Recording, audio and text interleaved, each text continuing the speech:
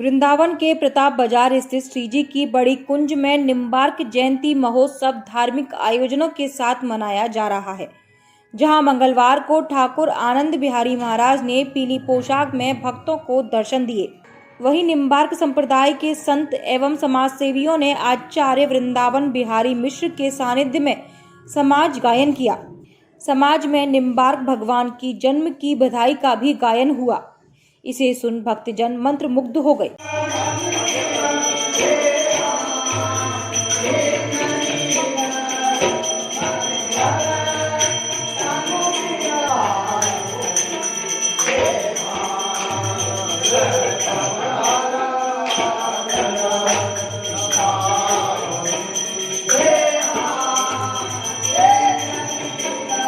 तीर्थ नगरी वृंदावन में चल रहे कार्तिक माह के अंतर्गत नगर के मंदिरों में भव्य आयोजन किए गए, जहां गौड़ीय संप्रदाय के द्वारा चैतन्य महाप्रभु के वृंदावन आगमन के 505 वर्ष पूरे होने पर सप्त देवालयों में कार्तिक पूर्णिमा को रास पूर्णिमा के रूप में मनाया गया, जहां भक्तों ने यमुना किनारे दीप जलाकर दीपमाल का आयोजन किया। वहीं सेवा कुंज स्थित राधा दामोदर मंदिर में रास पूर्णिमा में भव्य रोशनी की गई और ठाकुर राधा दामोदर को श्वेत वस्त्र धारण कराकर अष्ट सखियों के साथ महाराज के दर्शन कराए गए। वहीं दूसरी ओर नैनाभिराम छवि को देख भक्त भी भाव विभोर हुए और राधा दामोदर के जयकारों से संपूर्ण मंदिर गुंजायमान हो उठा। बोलिए राधा दामोदर लाल की जय, राधा दामोदर लाल की जय। वृंदावन के केसी घाट स्थित प्रेम महाविद्यालय इंटर कॉलेज में मंगलवार को राजा महेंद्र प्रताप का जन्म महोत्सव बड़े ही धूमधाम के साथ मनाया गया। राजा महेंद्र प्रताप ने प्रेम, धर्म और टेक्निकल शिक्षा का प्रचार प्रसार संपूर्ण भारतवर्ष में किया। उनकी भावना थी कि देश का हर युवक स्वावलंबी बने और शिक्षा से वंचित ना हो। इसी बात को ध्यान में रखते हुए उन्होंने अपनी सारी संपत्ति शिक्षा क्षेत्र में लगाई। वहीं इसी क्रम में महाविद्यालय में स्थित महेंद्र प्रताप की प्रतिमा पर विद्यालय के बच्चों द्वारा भावभीनी श्रद्धांजलि अर्पित की गई। दूसरी ओर विद्यार्थी राजा महेंद्र प्रताप अमर रहे के नारे लगा रहे थे।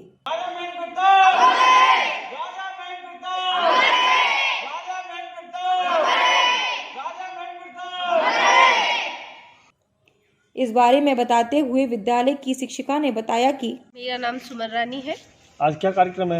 आज राजा त्यागमूर्ति राजा महेंद्र प्रताप सिंह जी की आज जन्म दिवस है और उसी के उपलक्ष्य में यहाँ विद्यार्थीगण और शिक्षक लोगों ने माल्यार्पण किया और उन्हें भावभीनी श्रद्धांजलि दी है।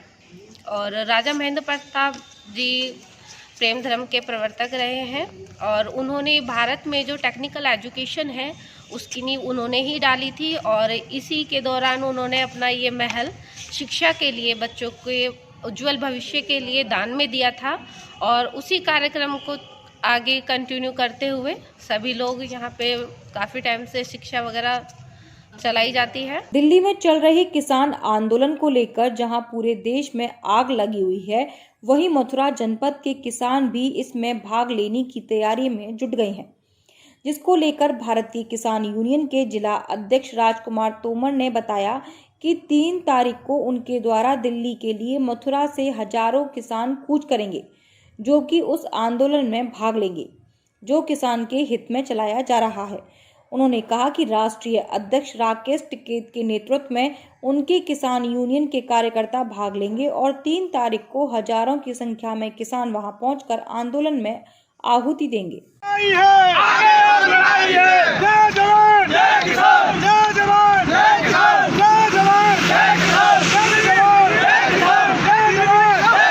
देखिए बताइए, इस समय जो किसान यूनियन का आंदोलन चल रहा है, दिल्ली में भी है, यहाँ से भी आप आ रहे हैं जा रहे हैं डेली, तो इस समय क्या रणनीति चल रही है? देखिए, जो हमारे पंजाब और हरियाणा के किसान वहाँ आए थे और जिस तरह से उनके साथ छूटछाट हुई सरकार ने की, उसको देखते हुए पूरे भारत का किसान अब दिल्ली में है। सभी किसानों ने बॉर्डर पे जो अपना डेरा जमाया हुआ है और मथुरा से काफ़ी संख्या में किसान पहले पहुंच चुका है और आज रणनीति हमने यहाँ बनाई है 3 तारीख को बहुत बड़ी तादाद में किसान यहाँ से दिल्ली के लिए कूच करेंगे। और इसके लिए हम आज जो बल्दे में मीटिंग की है, अभी जा रहे हैं हम मार्ट में भी है, और फिर महानगर अध्यक्ष हमारे पवन चौधरी वहाँ भी मीटिंग होनी है। तो इसकी तैयारी है। 3 तारीख को बहुत बड़ा यहाँ से किसानों का जत्था निकलेगा, और तब तक नहीं आएगा तब तक किसानों की बात नहीं मानी जाएगी। जिस तरह से 3 दौर की वार्ता विफल हो चुकी है, अभी तक उसका कोई परिणाम नहीं निकला। आज भी चौथे दौर की आज जो वार्ता हो रही है, हमें उम्मीद कम दिखाई दे रही है, क्योंकि ये वार्ता के लिए बुला रहे हैं और उसको अपनी समझा रहे हैं कि बिल से फ़ायदा है। हम तो कह रहे हैं बिल से फ़ायदा है, किसान नहीं चाह रहा है इस बिल को, तुम क्यों ज़बरदस्ती फ़ायदा देने में तुले हुए हो? फ़ायदा है तो आप MSP को गारंटेड कानून बनाइए, जिससे किसान वहाँ से हट जाए और अपने काम पे लगे। क्या किसानों का काम नहीं चल रहा है? क्या किसानों को दिक्कत नहीं हो रही वहाँ पे? भाई किस लिए डला है किसान? MSP जो समर्थन मूल्य है उससे कम रेट पे धान और सब पूरी फसल खरीदी जा रही है, इसको लेके वहाँ प्रदर्शन चल रहा है। और पूरे भारत का किसान 3 तारीख तक दिल्ली में होगा, और दिल्ली का घेराबंदी करके दिल्ली की सारी सड़कें जाम की जा सकती है। लगभग कितने किसानों को ले जाने की संभावना है? देखिए, मथुरा जनपद से अभी हमारे 200-250 किसान अब तक वहाँ पहुँच चुके हैं, और 600-700 के करीब 2 तारीख को जाएंगे, और 3 तारीख को 1000 के करीब किसान यहाँ से मथुरा से निकलेंगे। पूर्ति विभाग को मुखबिर से सूचना मिली कि रविवार शाम को पड़ोसी जनपद हाथरस के सादाबाद से एक ट्रक में कालाबाजारी के लिए सरकारी चावल के कट्टे ले जाए जा रहे हैं।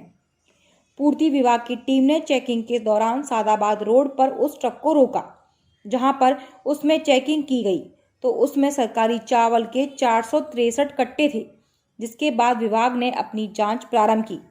जांच करने के बाद पूर्ति निरीक्षक महावन गौरव माहेश्वरी द्वारा उसकी रिपोर्ट थाना राया में 6 लोगों के खिलाफ दर्ज कराई गई, और जिलाधिकारी के आदेश अनुसार कार्रवाई करते हुए उस ट्रक को थाने में खड़ा कराया गया। आपके द्वारा एक सरकारी राशन का चावल जो कालाबाजारी के लिए जा रहा था, क्या मामला है? पूरा कहाँ से पकड़ा है, क्या है? ये राया फाटक के पास जनपद हाथरस सादाबाद क्षेत्र से राशन का ट्रक था, जिसमें सूचना मिली थी मुखबिर खास द्वारा कि अवैध राशन का चावल जा रहा है। इसकी सूचना के आधार पर मैं पहुंचा, वहां पर जांच की गई। जांच में रात्रि अधिक होने के कारण सुपुर्दगी में दिया गया। साथ ही साथ अगले दिन अपर जिलाधिकारी महोदय द्वारा संयुक्त टीम गठित करते हुए जांच करने के निर्देश दिए गए, जिसमें उसमें सरकारी कट्टे पाए गए और अवैध रूप से राशन की कालाबाजारी के लिए जा रहा था ये। जिसके दृष्टिगत इसमें 463 कट्टे चावल के पाए गए, और जिलाधिकारी महोदय के अनुमोदन उपरांत आवश्यक वस्तु अधिनियम की धारा 3/7 के तहत मुकदमा पंजीकृत करा दिया गया है। पता चला है किसका था, कहाँ से कहाँ जा? ये आगरा के कोई व्यापारी हैं, इसमें मौके पर भी व्यापारी थे लेकिन मौके से फरार हो गए थे। कोई विपिन अग्रवाल और संदीप अग्रवाल निवासी आगरा के, और वाहन चालक और वाहन स्वामी और जो संबंधित फर्म के जो कागज थे उनके खिलाफ मुकदमा पंजीकृत कराया गया। अलीगढ़ मुस्लिम विश्वविद्यालय के गौरवशाली 100 साल पूरे होने पर कोरोना संक्रमण के चलते कोई भव्य आयोजन नहीं किया जा रहा, जबकि पिछले कई दिनों से इस आयोजन को भव्य करने की तैयारियां चल रही थीं। लेकिन कोरोना वायरस के चलते कई आयोजन रद्द हो गए। कैंपस को पूरी तरह रोशनी से सजाया गया। इस बार अलीगढ़ मुस्लिम विश्वविद्यालय के द्वारा इसके 100 वर्ष का इतिहास टाइम कैप्सूल में संरक्षित किया जाएगा, जिससे आने वाली आगे की पीढ़ी इसके इतिहास से पूरी तरह परिचित रहे। अलीगढ़ मुस्लिम विश्वविद्यालय के मीडिया इंचार्ज राहत अबरार ने बताया, आज से 100 साल पहले अब यूनिवर्सिटी अस्तित्व में आई थी, तभी यहाँ केवल 13 पाठ्यक्रम ही शुरू हुए थे, जो अब बढ़कर 100 से ऊपर हो गए, और लगभग 30,000 से अधिक छात्र यहाँ पर हर वर्ष अध्ययन करते हैं और देश के प्रत्येक कोने में, साथ ही विदेशों में अपने विद्यालय का नाम रोशन कर रहे हैं। ये आपने सवाल उठाया, बहुत अच्छी बात है। जब 1 दिसंबर 1920 को यूनिवर्सिटी वजूद में आई तो उस वक्त सिर्फ डिपार्टमेंट ऑफ स्टडीज़ जो थे वो सिर्फ 13 थे। आज डिपार्टमेंट की तादाद 120 हो गई है। 350 से ज़्यादा कोर्स इस यूनिवर्सिटी में शुरू हो गए हैं, और 35,000 के करीब तालिब इल्म इस यूनिवर्सिटी में पढ़ रहे हैं, और 1500 के करीब असातिज़ा हैं। और इस 100 साल में यूनिवर्सिटी ने बहुत तरक्की की, और सबसे बड़ी तरक्की ये है कि इस इदारे के पढ़े हुए तालिब इल्म दुनिया का कोई ऐसा खित्ता नहीं है जहाँ न गए हों। और क्योंकि अलीगढ़ मुस्लिम यूनिवर्सिटी एक तहरीक से वाबस्ता है, तो लोग जो है वो बहुत ही अपने इदारे को बड़ी उससे देखते हैं, अकीदत से देखते हैं, और वो हमेशा हर जगह इस यूनिवर्सिटी की तोसी और तरक्की के लिए कोशा रहते हैं। और हर साल पूरी दुनिया में 17 अक्टूबर को सर सैयद डे मनाया जाता है। बार से 100 साल होने पर क्या कर रही है? तो यूनिवर्सिटी यही तमाम कर रही है, क्योंकि कोरोना है तो कुछ मजबूरियां हैं, लेकिन जैसे ही कोरोना ख़त्म होगा तो हम ऑफलाइन भी फंक्शन करेंगे। इस वक्त हमने आप सामने देख रहे हैं, ये गेट जो है ये 100 साल की एक किस्म की जिंदा अलामत है। और इसी तरीके से मैंने आपको बताया कि टाइम कैप्सूल भी एक दफन किया जा रहा है। दूसरा ये कि एक तारीख 100 साल की जो पिक्टोरियल हिस्ट्री है, history of the Aligarh Muslim university, वो भी रिलीज़ होगी और उम्मीद है कि सदर जमहूरिया रिलीज़ करेंगे। और भी बहुत सारे प्रोग्राम हैं और इंशाल्लाह जैसे जैसे हालात बेहतर होंगे वो हम इसको प्रोग्राम को मुनक़िद करते रहेंगे। अलीगढ़ के थाना गवाना इलाके से कल अपहृत हुए किसान सज्जन पाल को पुलिस ने थाना गांधी पार्क इलाके के एक मकान से बरामद किया है। दरअसल युवक का कल अपहरण हो गया था। परिजनों ने यह सूचना पुलिस को दी।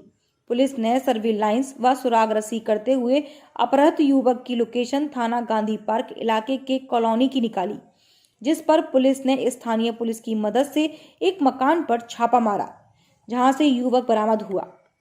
साथ ही एक युवक युवती सहित 2 लोगों को गिरफ्तार किया गया। मौके पर मिले सबूत और साक्ष्यों के आधार पर पुलिस ने खुलासा करते हुए यह पाया कि यह लोग वेश्यावृत्ति के लालच में लोगों को फंसाते थे और फिर उनको ब्लैकमेल कर पैसा वसूलते थे। यह सुनियोजित तरीके से हनी ट्रैप के माध्यम से पैसा वसूलने की घटना को अंजाम देते थे। फिलहाल पुलिस ने युवक को मुक्त कराकर महिला व दोनों आरोपियों को गिरफ्तार कर जेल भेज दिया है। ऐसा है 29/11/2020 को गवाना थाना पर एक मुकदमा दर्ज हुआ था 244/20, जिसमें जो कि अपहरण और फिरौती के लिए अपहरण के मामले में दर्ज किया गया था। उसी मामले में गवाना पुलिस तलाश कर रही थी कि जो अपहृत व्यक्ति उसकी तलाश कर रही थी, और जिस फ़ोन से फिरौती मांगी गई थी उस फ़ोन की लोकेशन तलाश करते हुए गवाना पुलिस गांधी पार्क एरिया में पहुंची और फिर टावर लोकेशन के आधार पर वहां तलाश किया जा रहा था। और पूरा तलाश करने के बाद एक दिन बाद गांधी पार्क पुलिस की मदद से एक घर में रेड किया गया और रेड में वो अपहृत व्यक्ति वहाँ मिला और साथ में और लोग भी मिले। और ये फिर मामला खुलकर ये आया कि हनी ट्रैप, शादियाँ कराना, फर्जी शादियाँ कराना, ऐसे करने वाले गैंगों के चंगुल में वो इंसान फंस गया था। उसको वहाँ छुड़ाया गया और उस घर से और 3 लोगों को बरामद कर उनको हिरासत में लिया गया। किस तरह का ये लोग एक सेक्स रैकेट चलाते हैं और साथ में इंसानों को हनी ट्रैप में अपने फंसाते हैं, फिर उनसे धन उगाही करते हैं, उनके वीडियोस बना के उन पर झूठे मुकदमे लगाने का आरोप लगाते हुए, झूठे मुकदमे लगाने का धमकी देते हुए उनसे एक्सटॉर्शन करते हैं और इन्हीं सुसंगत धाराओं में मुकदमा दर्ज कर आगे कार्रवाई की जाएगी।